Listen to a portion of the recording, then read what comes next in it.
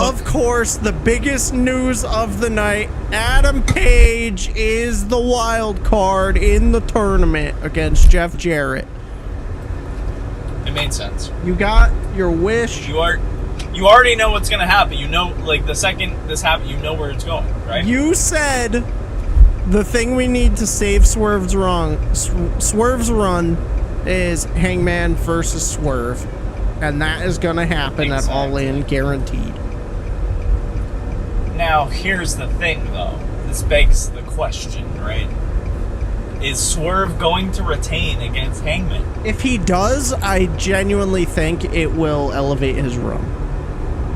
That's what I think, too. I just worry on about what they think will deem his run. Like, okay, this has been a good run, let's end it. Yeah, but also the thing is, like, say he does win it All In, it elevates it a little bit. Are they going to make the mistake again of booking him shittily after he wins such a massive match? I think that all also depends on how the next couple of months go building up to it. Yeah. Because the whole story is like Adam Page he was in that triple threat with him and Joe, and he didn't even care about winning. He just didn't want to see Swerve win because he fucking hated Swerve so much, and it's like this all-consuming thing that's just completely consumed him. And he was like, I'd rather fucking die than see you become world champion, and now that's like where we're at. Yeah. So I think, they have this match, and I think I think this is a must-win for Swerve, because I don't know if it 100% makes sense for Adam Page to come back after being away for so long, and then win that tournament, and then Swerve,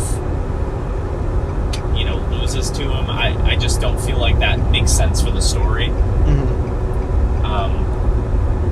And I think if they're conscious about, making sure this ends up going down as like a good run, then they'll hopefully do the right thing and have Swerve win. Because also I read that Ospreay pushed for Swerve to go over in their match at Forbidden Door because he wanted people to shut the fuck up. And, right. He wanted to help elevate Swerve, which I think is really cool. Yeah. It doesn't change the fact that match shouldn't have happened so soon, but the right choice was for him to win that, and at least Ospreay understood that, being in the match. Being in the match and being objectively the better wrestler in that match, no offense to Swerve. Yeah. So, he came back, Adam Page came back, beat the living fuck out of Jeff Jarrett. Oh my god. Jeff Jarrett was in this match as the babyface. People were cheering Jeff Jarrett, dude. He was like, I love Owen Hart. He was my bestie when we were coming up together. And people popped for Adam Page, but then when everyone realized, oh, he's a heel now, he beat the ever living fuck out of Jeff Jarrett, dude. It's so true. It was crazy. And, it was actually a good match. Yeah, it was. It went longer than I thought it would, which is very nice. I will say about the whole repackaging of Hangman, I feel like his music fell a little flat for me, but other than that, everything else was presented really well. Yeah. I feel like he could have kept his old music and he still could have been a heel. Yeah. And they, after the match, the Elite asked him to be the fifth man at Blood and Guts, and he's like, I don't fucking know. And he was all unhinged back there and crazy looking, and he's like, man, I'm not your puppet anymore, and all this shit.